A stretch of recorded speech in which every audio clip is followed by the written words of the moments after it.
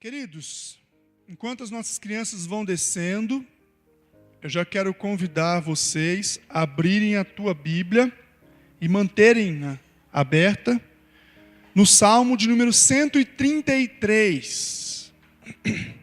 Salmo de número 133.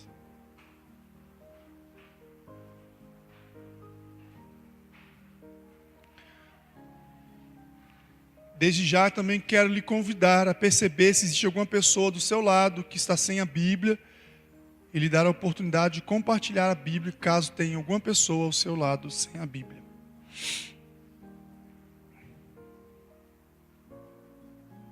Salmo de número 133. Vamos ler os 3 versos deste salmo.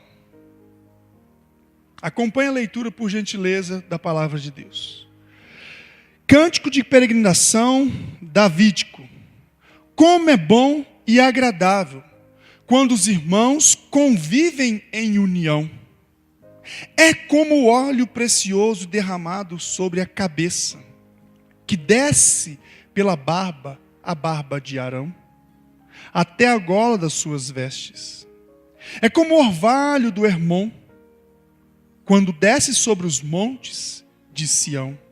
Ali o Senhor concede a bênção da vida para sempre. Feche seus olhos, por gentileza, mais uma vez. Senhor, diante da tua palavra lida, nós pedimos que teu Espírito Santo venha iluminar os nossos corações e as nossas mentes, a fim de que nós venhamos compreender corretamente e viver aquilo que a tua palavra nos ensina, para a honra e glória do teu santo nome. É assim que nós oramos, em nome de Jesus. Amém. Louvamos a Deus pela comunhão que Ele nos concede como seu povo. Louvamos a Deus pela comunhão que Ele nos concede, nos dá como seu povo. Quem pôde, queridos e queridas, acompanhar as homenagens desta semana que os colombianos fizeram às vítimas deste acidente do voo da Chapecoense. Quem pôde acompanhar todo aquele cerimonial feito de um dia para o outro, quem pôde acompanhar toda a sensibilidade daquele povo em acolher os brasileiros, os bolivianos, aqueles que estavam chorando os seus. Quem pôde acompanhar toda aquela emoção, toda aquela solidariedade. Eu acredito que, assim como eu, foi impactado pela sensibilidade do ser humano. Não é verdade? Alguns atribuem a isso ao futebol. Alguns dizem que isso se deve ao espírito do futebol, que une pessoas, que une países. Um dos maiores jogadores de todos os tempos, reconhecido por todo o mundo, ainda que já tenha muitos e muitos anos que parou de jogar futebol, e é brasileiro, Pelé, tem sempre, e bate sempre no peito, e tem sempre o discurso de que a partir do futebol e da presença dele, do seu clube na época, o Santos, ele parou uma guerra civil na África. Alguns atribuem ao futebol esse esporte de fato cativante, emocionante, esse esporte que aglomera muitas pessoas. Alguns atribuem ao futebol essa capacidade de trazer o melhor do ser humano. Mas nós sabemos muito bem que nem o futebol, nem qualquer outra coisa neste mundo é capaz de fato de trazer alguma coisa boa que o ser humano tem. Se existe alguma coisa ser humano que de fato existe no ser humano, e nós podemos compartilhar um pouquinho disso nessa semana, a partir desta homenagem que vimos os colombianos a nós brasileiros, se existe, e de fato existe, esta parte boa no ser humano, é devido aos resquícios da graça de Deus, da imagem de Deus, da semelhança de Deus que o ser humano carrega. Lá em Gênesis capítulo 1, verso número 26, nós vemos claramente que o ser humano, homem e mulher, foi criado à imagem de Deus conforme a sua semelhança. E esta imagem de Deus que nós carregamos, ainda que tenhamos pecado. Não se preocupe muito com a borboletinha, não. O máximo que ela vai fazer é pousar em você. Ela não vai picar você, ela não vai machucar você. Deixe ela à vontade, daqui a pouquinho talvez ela nem consiga mais voar porque fica se batendo. Não perca de vista aquilo que nós estamos falando aqui agora, porque é muito mais valioso do que o seu pequeno medo de um pequeno inseto pousar na sua cabeça. Então, atente-se aqui. Apesar do pecado ter manchado, maculado a criação, nós seres humanos, apesar do pecado ter trazido uma grande separação, um grande abismo do nosso relacionamento com Deus, o nosso Criador, nós ainda somos criaturas de Deus, somos feituras de Deus, e carregamos resquícios, vestígios desta imagem, dessa semelhança de Deus. E esses resquícios, esses vestígios, podem ser vistos como gestos de solidariedade, de afeto, de respeito, de honra, como nós vimos essa semana. É muito difícil não se emocionar quando nós vemos caixões e caixões enfileirados chegando. Especialmente para uma cultura como a nossa, que não é acostumada com guerras, uma cultura como a nossa, que não é acostumada com tantos abatimentos humanos. Isso ainda nos choca ainda mais, de ver caminhões e caminhões chegando um atrás do outro, com vários caixões. Isso nos impacta. E mesmo aquele que não tem uma vida reconciliada com Deus, também é impactado. Quantos repórteres que colocaram-se durante as transmissões no lugar daqueles seus colegas e amigos de trabalho que se foram? Quantos jogadores que nem temem ao Senhor, que se colocaram em respeito daqueles muitos outros jogadores que partiram nesse acidente? Quantas mulheres de jogadores que às vezes nem conhecem a Cristo, mas se colocaram no lugar daquelas esposas, daqueles filhos que ficaram sem os seus pais. Isso tudo fruto da imagem e semelhança, do vestígio dessa imagem e semelhança que ainda carregamos.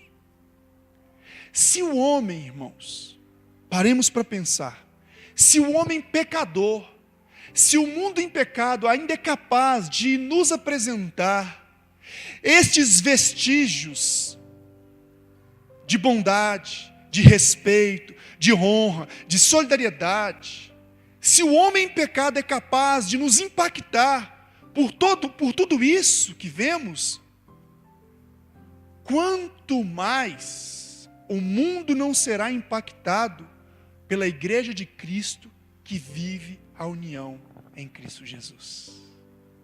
Para pensar nisso.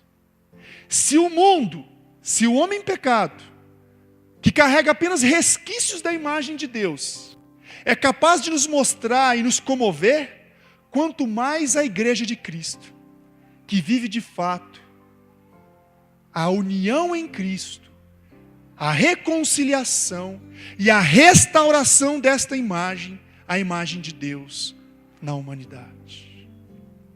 Pare para pensar o que a nossa igreja, o que a igreja de Cristo neste país, neste mundo, pode fazer quando começarmos a viver ainda mais intensamente e de maneira madura a unidade, a comunhão que nós temos como família de Deus, como corpo de Cristo. É sobre esta comunhão, é sobre esta união que vamos falar hoje. É sobre esta união que nós vamos aprender um pouco mais hoje. É sobre esta percepção do que Deus pode fazer por meio do seu povo, é que nós vamos nos atentar nesta noite. E para isso, nós vamos olhar os 3 versos do capítulo 133 de Salmos. Um salmo conhecido como um salmo de peregrinação, um cântico de romagem, um cântico de degraus. O que significa isso? Este salmo foi composto para os momentos de adoração, para os momentos de peregrinação, para os momentos de viagem que o povo judeu, o povo de Israel caminhava, subindo em direção a Israel, subindo em direção a Sião, para adorarem a Deus. Os salmos de número 120 ao número 134 nos apresentam esses cânticos de romagem, esses cânticos de peregrinação. Cânticos esses que o povo cantava enquanto caminhava, adorando a Deus, indo a Jerusalém, especialmente por causa das suas 3 grandes festas: a Páscoa, a festa de Pentecostes, da colheita, e a festa dos tabernáculos das cabanas. Este salmo é um desses salmos que compõem esses cânticos de peregrinação, que tinham como alvo a adoração a Deus, o culto a Deus. E aqui nós podemos perceber que, ainda que este salmo seja atribuído a Davi, ele faz parte de um livro, de um daqueles 5 grandes livros de salmos, que é composto por salmos pós-exílio.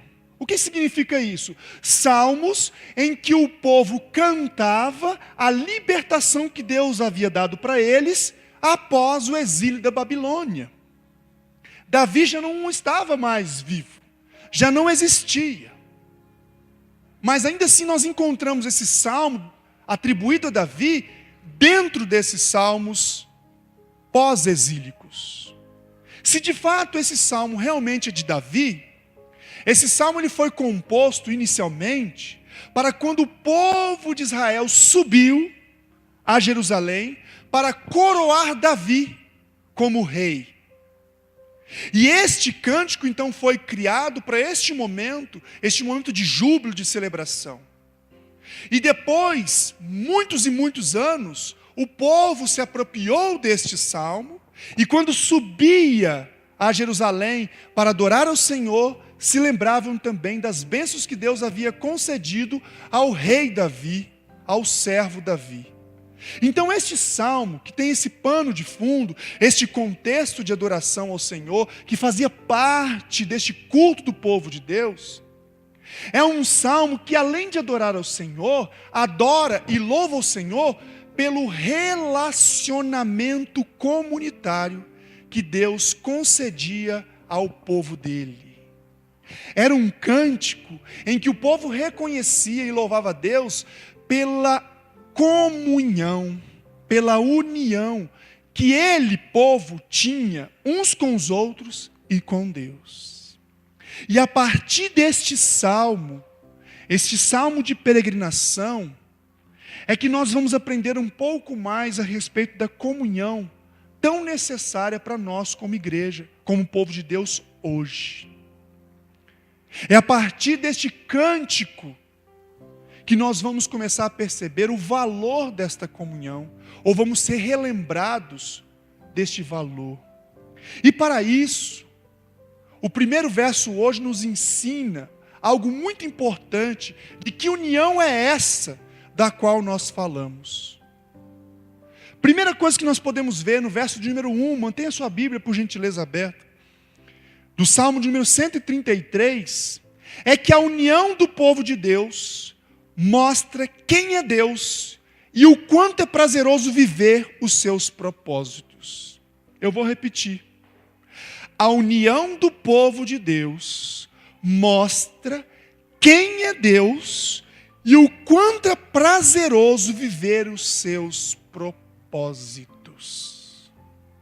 Quando o salmista criou esse salmo, fez este cântico, a primeira expressãozinha que muitas vezes nós não encontramos nas maioria das traduções em português, a primeira expressãozinha que nós encontramos no texto original, é uma expressãozinha que nos chama a atenção para aquilo que o salmista apresentaria para o povo.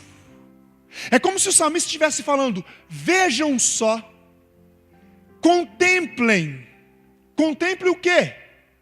O quanto é bom, o quanto é agradável o povo viver em união. Que os irmãos convivam em união. Essa expressãozinha mostra o quanto o salmista queria chamar as nossas atenções como povo de Deus para o valor que a união tinha no Senhor. Quando nós vemos essa expressãozinha, é como se o salmista estivesse mostrando: preste bem atenção, observe o quão é bom e agradável que os irmãos, que o povo de Deus vivam juntos. Era essa a ideia dessa chamada. Apesar de nós não encontrarmos isso na maioria das nossas traduções, algumas traduções em outras línguas nos ajudam a perceber isso. Por exemplo, a versão do King James, que é uma das principais traduções em inglês, uma das primeiras traduções em inglês da Bíblia, mostra o seguinte: contemple o quão bom e quão agradável é que os irmãos vivam juntos na unidade. A versão que nós encontramos, britânica, bíblica, ela fala: eis quão bom e quão agradável é habitarem juntos, irmãos. A NVI simplesmente fala como é bom e agradável quando os irmãos convivem em união. A revista atualizada e a revista corrigida fala: ó como é bom e agradável viver os irmãos, unidos os irmãos, e ó quão bom e quão suave é que os irmãos vivam em união.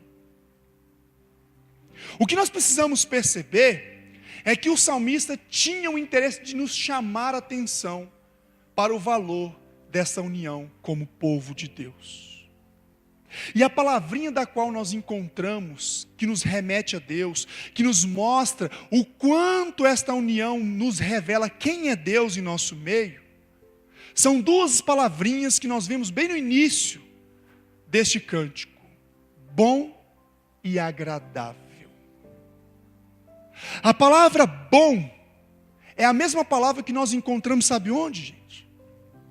Lá em Gênesis, o capítulo 1, nos versos de número 4, 10, 12, 18, 21, 25 e 31.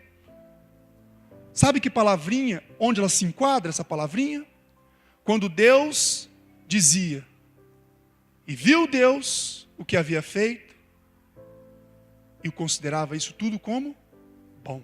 E viu Deus que era bom aquilo que ele havia feito. Esta palavrinha nos mostra o quanto está por trás dela a ideia de excelência, a ideia de excelente, a ideia de perfeito, a ideia de satisfatório. A palavrinha agradável é a mesma palavrinha que nós encontramos lá em Cantares de Salomão, nos Cânticos dos Cânticos. Quando a noiva fala a seguinte questão para o noivo: como você é belo, meu amado. A palavrinha agradável tem por trás a ideia de beleza, a ideia de prazer, a ideia de satisfação aos sentidos, a ideia do quão é agradável poder contemplar.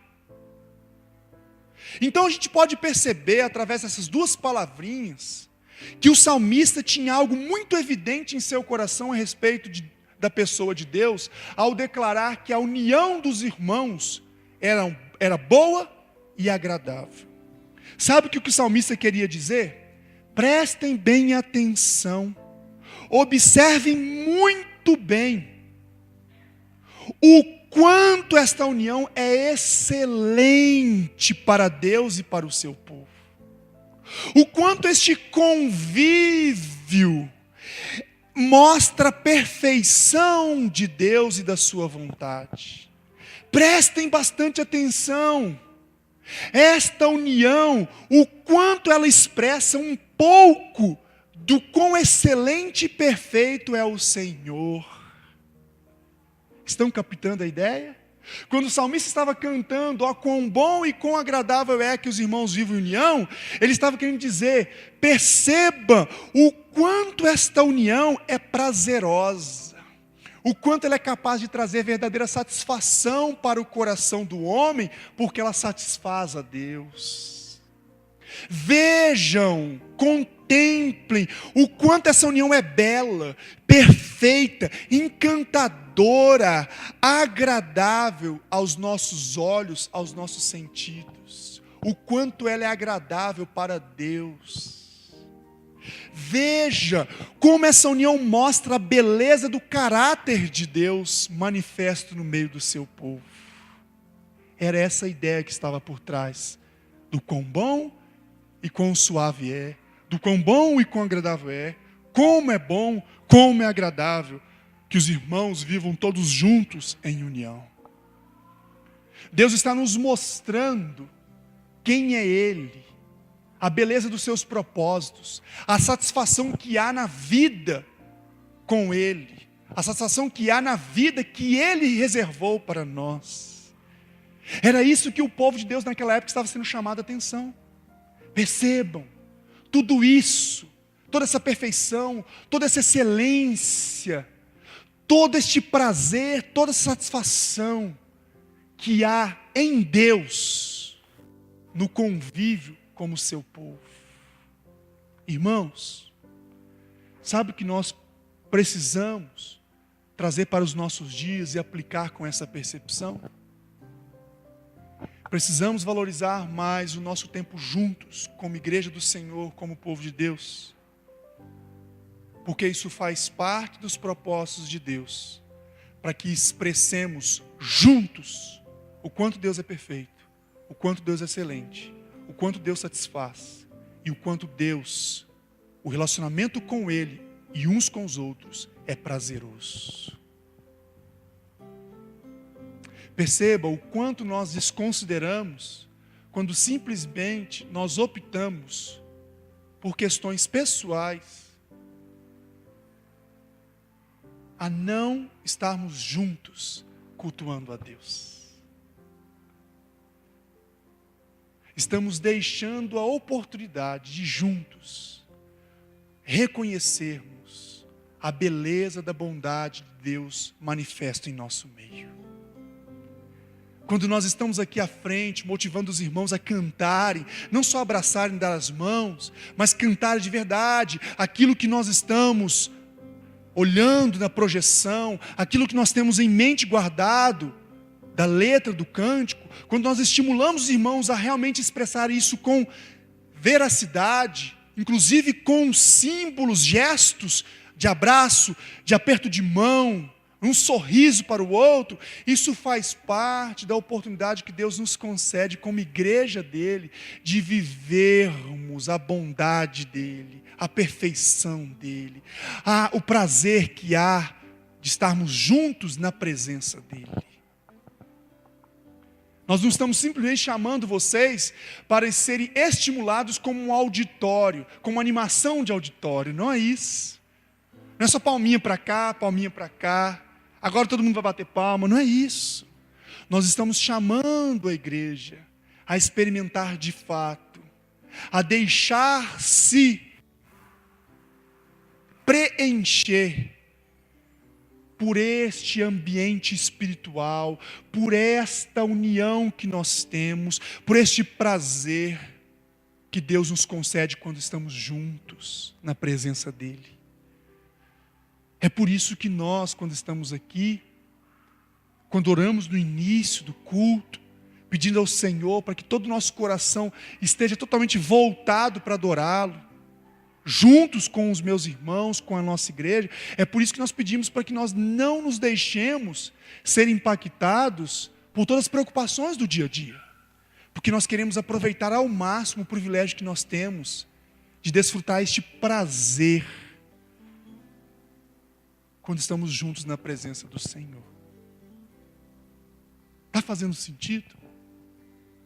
Se todo crente tivesse essa percepção, os nossos bancos não estariam vazios.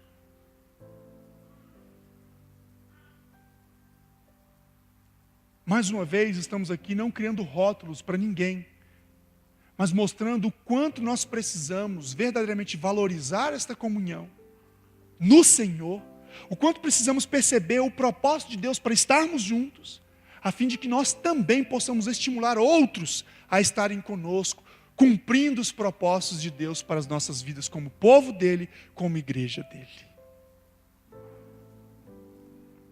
Mas esta união, irmãos, ao contrário do que muitos pensam aí, e até alguns púlpitos falam, é muito mais do que um abraço caloroso. É muito mais do que um aperto de mão e um sorriso. Essas são pequenas expressões daquilo que é a essência. A verdadeira união, a verdadeira comunhão da qual Davi, o salmista, estava cantando, é a união que o povo de Deus tem com o seu Senhor. É a intimidade, é a identidade que o povo tem no relacionamento com o seu Deus.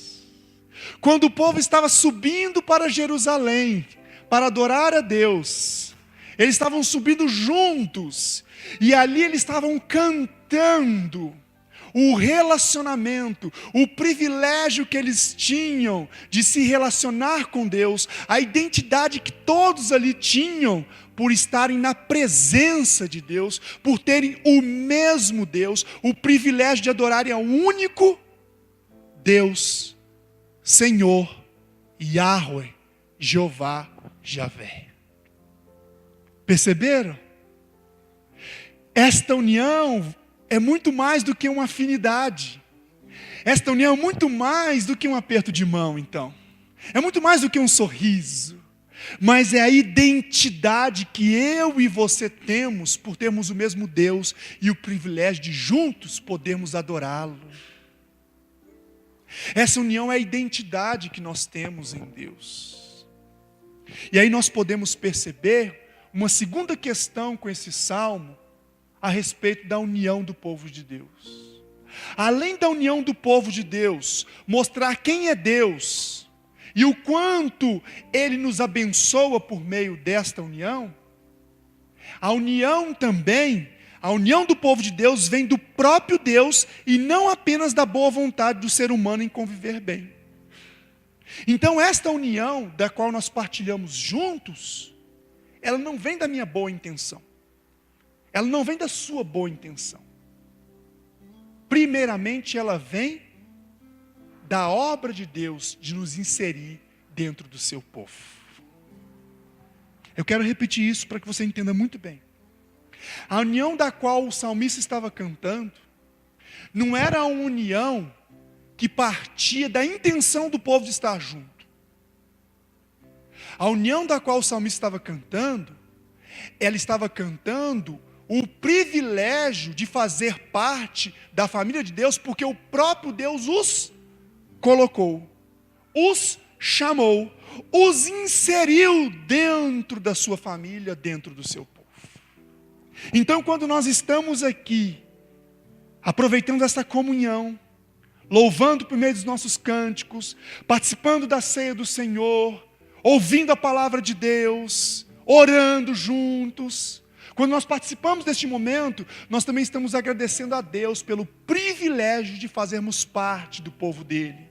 Por um dia Ele ter nos chamado, nos convidado, nos trazido para o seu povo.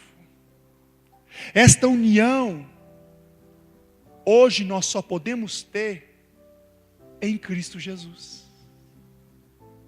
A união da qual o salmista se referia, não vinha apenas das emoções humanas, que aproximavam os relacionamentos, nem mesmo só das afinidades entre as pessoas, mas essa união vinha da ligação, da identidade, da partilha de algo em comum que o povo tinha. E o que era esse algo em comum? A própria pessoa de Deus, a própria reconciliação com Deus. E hoje, como igreja, nós sabemos muito bem quem nos reconcilia com Deus: Cristo Jesus. A nossa união está baseada em Cristo Jesus. Estar junto, que é tão bom e agradável, tem a ver com a unidade do povo de Deus na mesma fé, no mesmo alvo de glorificar a Deus, na mesma disposição de adorar ao Senhor, o Deus da aliança. Eu e você temos essa disposição por nós mesmos? Se fôssemos nós por nós mesmos chegaríamos até Deus? A palavra de Deus fala que não. É o Espírito dele que nos convenceu do nosso pecado. É o Espírito dele que nos convenceu da necessidade de fazermos parte do povo dele. É o Espírito dele que nos chamou para fazermos parte deste povo. A união, a comunhão que o salmista canta e louva tem a ver com participar juntos das promessas e bênçãos de Deus. Para o povo de Deus, o louvor era muito mais do que as bênçãos materiais e políticas. Israel não estava cantando só a bênção de ter uma nação junta, de fazer parte de uma nação junta. Israel não estava cantando só a bênção de fazer parte do povo de Deus, um povo separado por Deus, uma nação separada por Deus. Israel também estava cantando as bênçãos espirituais que essa união trazia. O relacionamento restaurado com este Deus, o Deus que os convidou para abençoá-los. A união tão excelente e prazerosa que o povo de Deus canta tem a ver com a união de cada crente com Deus. Só assim, irmãos, os nossos relacionamentos entre os crentes podem produzir tantas bênçãos e o testemunho eficaz que Deus deseja que nós pratiquemos para este mundo. Se nós olharmos, irmãos, as bênçãos que Deus havia reservado para Israel, para o povo separado através de Abraão, eram as bênçãos não só reservadas a Abraão, e não é só este povo. Lá no finalzinho do capítulo 12, do finalzinho do verso 3 do capítulo 12 de Gênesis, nós podemos encontrar o propósito de Deus estar abençoando o povo dele através de Abraão. Nós podemos ver o seguinte: abençoarei os que te abençoarem e amaldiçoarei os que te amaldiçoarem, e por meio de vocês todos os povos da terra serão abençoados. A união da qual Deus tinha chamado Israel para desfrutar é esse relacionamento com Ele. É participar dessas bênçãos do relacionamento com Ele. Sabe para quê? Para que por meio deste relacionamento, outros também pudessem perceber o quanto é prazeroso, o quanto é excelente, o quanto é perfeito, o quanto vale a pena, o quanto é satisfatório ter o relacionamento com o Deus de Israel, com o Deus da igreja, com o Deus de Cristo Jesus. A união que Deus me deu com Ele, que me chamou para participar do povo dEle, é para que juntos nós possamos nos satisfazer tanto nele, a ponto de que as pessoas lá de fora percebam o quanto os nossos relacionamentos revelam o nosso prazer em ter o relacionamento com Deus. Queridos, o próprio Jesus Cristo orou por nós como seus discípulos, para que essa união de fato pudesse cumprir o propósito de Deus para as nossas vidas como seu povo, hoje como igreja dele. Lá no Evangelho de João, capítulo 17, os versos 20 a 23, olha a oração de Jesus em nosso favor, em favor dos seus discípulos, em favor do teu povo, da tua igreja. João 17, os versos 20 a 23. Minha oração não é apenas por eles, Rogo também por aqueles que crerão em mim, por meio da mensagem deles, para que todos sejam um, Pai, como tu estás em mim e eu em ti. Que eles também estejam em nós, para que o mundo creia que tu me enviaste. Dê-lhes a glória que me deste, para que eles sejam um, assim como nós somos um. Eu neles e tu em mim.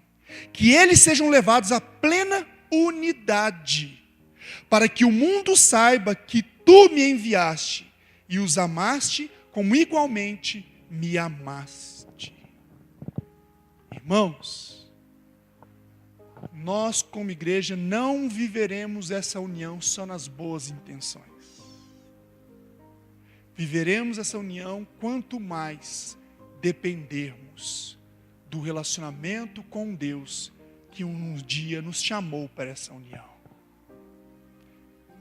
Viveremos de fato mais esta união e esta comunhão à medida que nós valorizarmos e amadurecermos no relacionamento com o Deus que nos inseriu dentro dessa união. Quanto mais nós dependermos de Cristo, quanto mais nós conhecermos a Cristo, quanto mais nos sujeitarmos a Ele, mais a nossa união vai ser impactante para o mundo. Quanto menos nós nos apropriarmos desta união em Cristo, da qual Ele nos chamou, Ele nos inseriu, menos os nossos relacionamentos impactarão o mundo. Porque esta união não depende exclusivamente de nós, mas prioritariamente de Deus, que um dia nos chamou, e é Ele que sustenta essa união na pessoa dEle, para a glória dEle. Vocês estão conseguindo entender isso, irmãos? A nossa igreja só vai ter relacionamentos cada vez mais saudáveis, maduros, amorosos, de maneira que venha impactar o mundo, quanto mais nós nos sujeitarmos e valorizarmos o relacionamento com Deus que um dia nos inseriu dentro da sua família.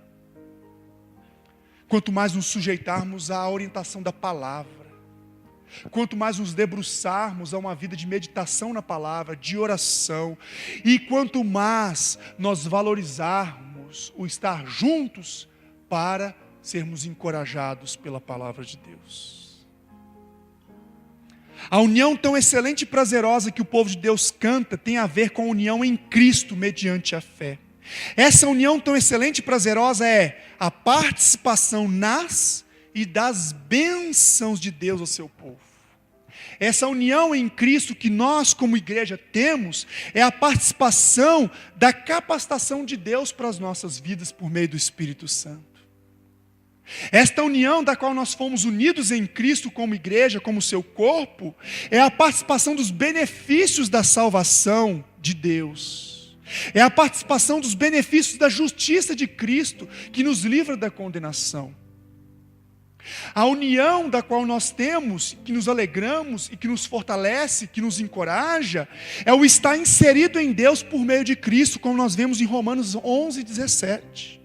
É o ser vestido e revestido em Cristo, como nós podemos encontrar na carta aos Gálatas, capítulo 3, verso 27.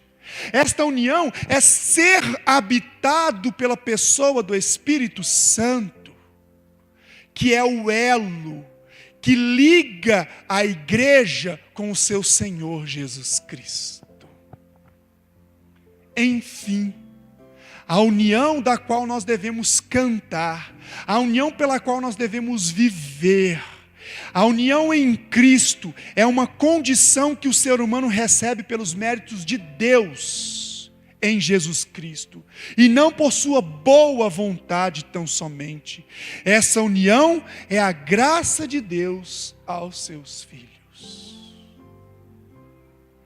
Quanto mais nós percebermos o quanto nós não merecíamos nada, mas nós podemos participar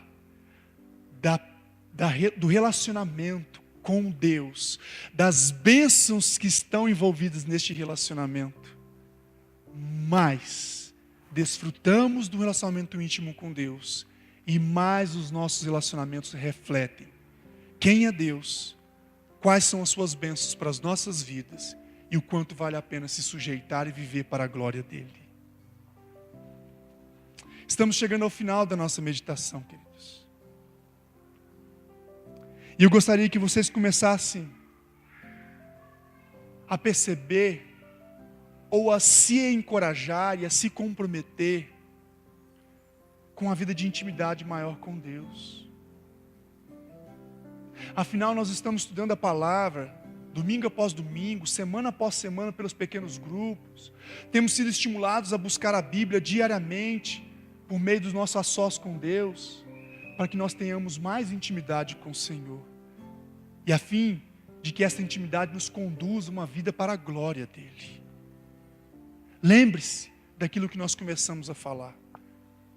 Se o homem pecador, que carrega vestígios da imagem de Deus, é capaz de impactar o mundo com gestos, quanto mais a igreja, que vive dependente de Cristo, na intimidade com o seu Senhor e uns com os outros. Imagine o impacto que a igreja de Cristo pode trazer para este mundo.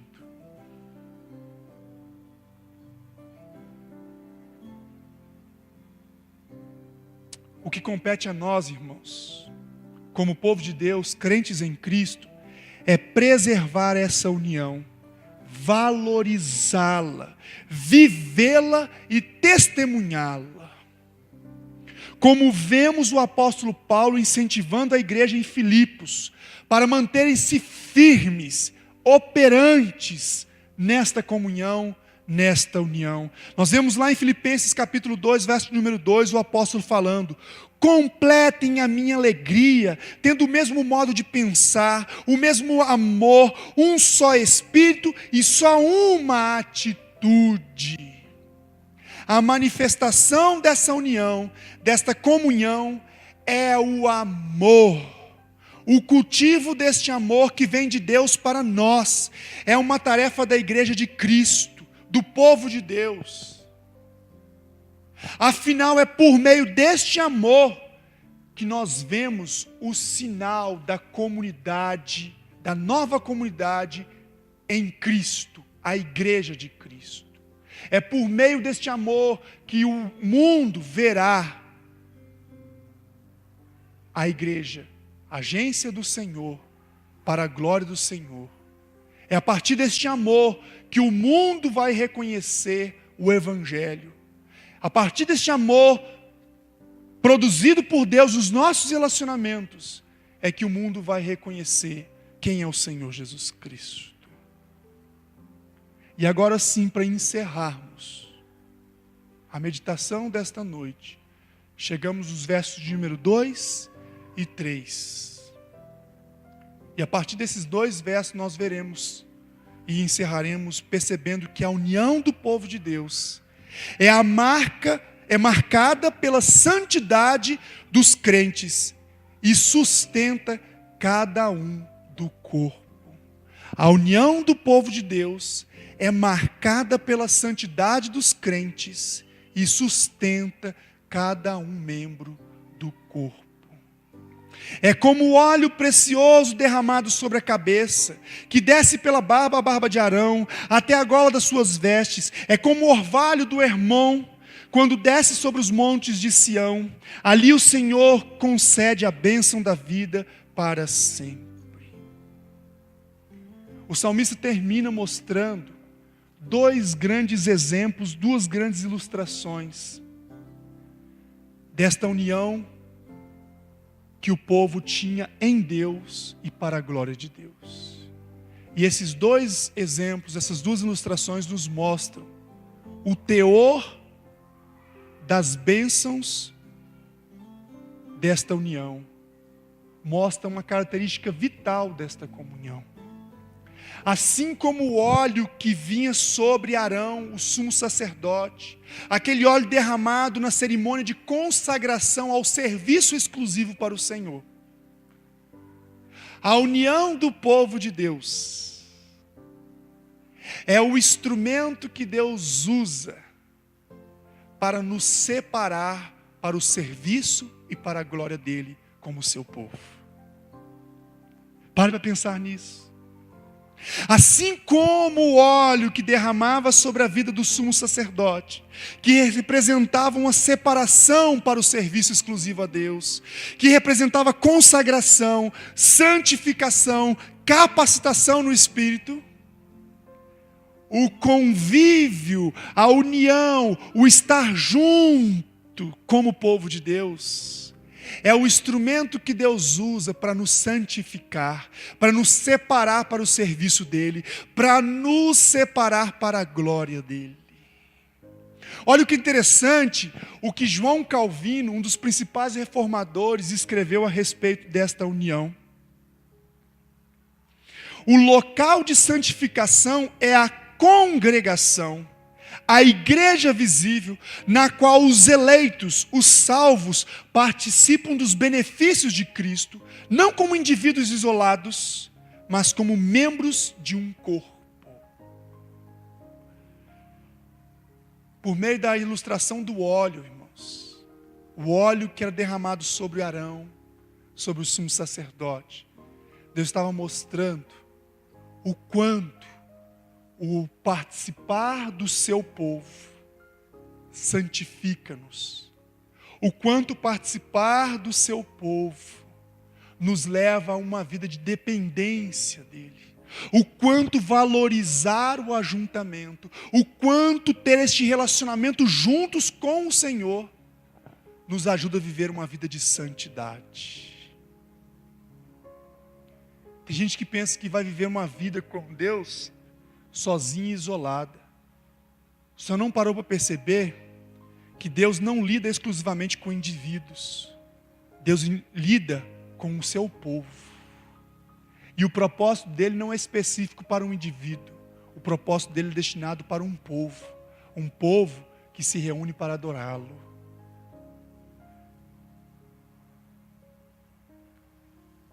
E o final do Salmo fala que é como o orvalho do Hermon. Sabe o que era o Hermon? Hermon é um dos grandes montes do norte da Palestina. A Palestina, para quem conhece um pouco mais a sua geografia, é uma região muito seca, árida. Mas a região ali próxima do Hermon, por causa do orvalho, por causa da umidade daquela região, é uma região próspera, uma região que frutifica, em que os campos são prósperos.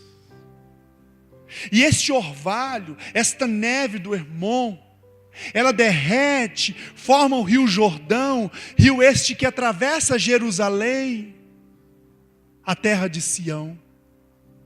Sabe o que Deus quer ilustrar com isso? Que o estar junto, o participar do povo dele, o estar unido na presença dele, não só nos santifica, como nos sustenta. O participar junto com o povo de Deus, não só nos santifica, quanto nos sustenta, como nos sustenta espiritualmente, nos encoraja, nos dá vigor, nos dá prosperidade espiritual. Refrigera a nossa alma. Sacia a nossa sede. As bênçãos da comunhão com Deus, como seu povo. Feche os seus olhos. Chegamos ao final da nossa meditação.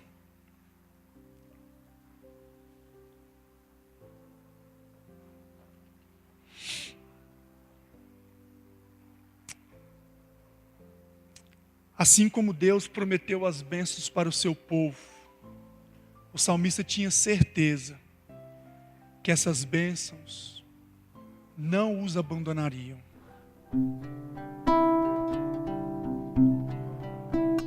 Hoje, como povo de Deus, nós temos a grande bênção, que é ter a certeza da vida eterna com o Senhor. E sabe como essa bênção é sustentada no nosso coração? Sabe como ela é revigorada no nosso coração? Deus usa a união. a comunhão. Ore ao Senhor agora. Vamos orar ao Senhor, pedindo ao Senhor para que nós possamos valorizar esta união. Essa união que revela quem é Ele por meio dos nossos relacionamentos. Essa união e reunião que revela o quanto nós somos abençoados por Ele. Essa união e comunhão que nos mostra o quanto nós somos sustentados por Ele. Essa união e comunhão que expressa o quanto Deus é adorado quando juntos nos reunimos para o louvor da sua glória. Peça isso a Deus, para que as nossas vidas como igreja, como corpo de Cristo, possamos de verdade viver esta união para o louvor da sua glória.